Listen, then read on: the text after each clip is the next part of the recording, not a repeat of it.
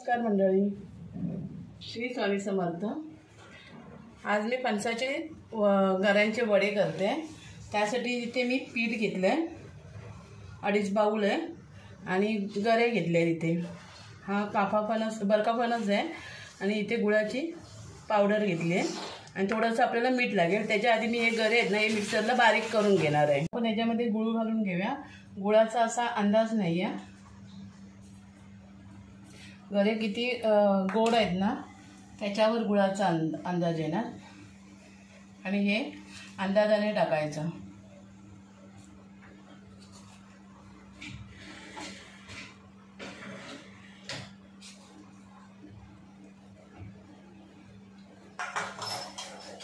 आणि थोडंसं मीठ टाकायचं आणि पहिल्यांदा हे सगळं मिक्स करून घ्यायचं आणि मग बघायचं की अजून किती लागेल वगैरे। आणि ह्याच्यात गव्हाचं पीठ नाही टाकायचं, फक्त हे तांदळाच्या पिठामध्येच करायचे। मिक्स करून घेते मी पहिलं आणि मग सांगते की परत मला ते टाकायला लागेल की नाही। ते जास्त पण पीठ पातळ नाही करायचं। पातळ पीठ जास्त केलं ना की वडे तेलकट होतात।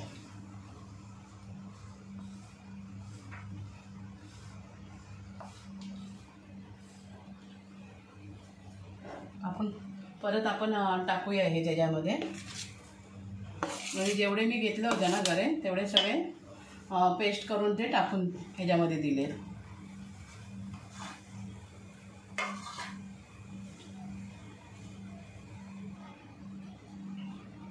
आणि मीठ कमीच टाकायचं।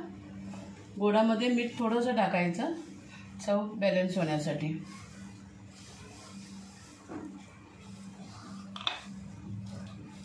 आता मी हे मळून घेते पहिले। हे बघा सगळं पीठ माझं मळून झालंय आणि मी एकही थेंब ह्याच्यामध्ये पाणी नाही टाकलंय। फक्त जो गऱ्यांचा जो प्युरी बनवली होती ना मिक्सरला मी त्याच्यामध्येच हे पीठ भिजवले आणि गूळ आपल्या अंदाजाने। म्हणजे मला ती 1 वाटी लागून अजून पाव वाटी लागली, कारण गोड किती होतं ना त्याच्यावर अंदाजाने घ्यायचं। आणि आता हे मी 10 मिनिटं असं झाकून ठेवते। आता तेल गरम झालंय।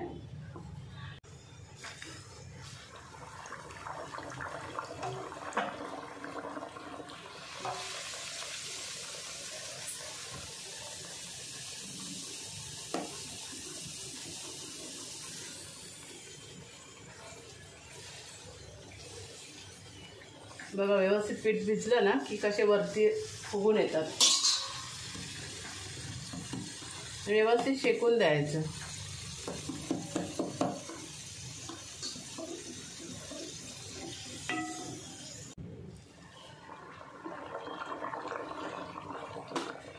आणि थोडे आपण जेव्हा वडे थापायला घेतो ना त्याच्यामध्ये गूळ आहे ना आणि आपण घट्ट पीठ भिजवायचं असते, त्यामुळे ते थोडं जोर लावून थापायला लागतं। पातळ करायचंच नाही आहे पीठ।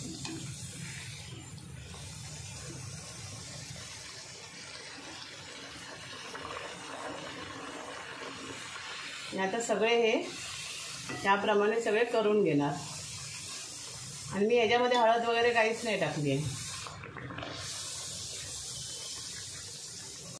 हे बघा मंडळी सगळे फणसाच्या गऱ्यांचे वडे सगळे करून तयार झाले आणि बघा किती मऊ झाले।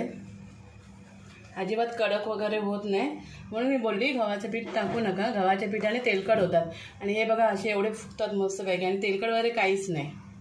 व्हिडिओ तुम्हाला आवडला तर एक लाईक करा, शेअर करा आणि सबस्क्राईब करा। थँक्यू।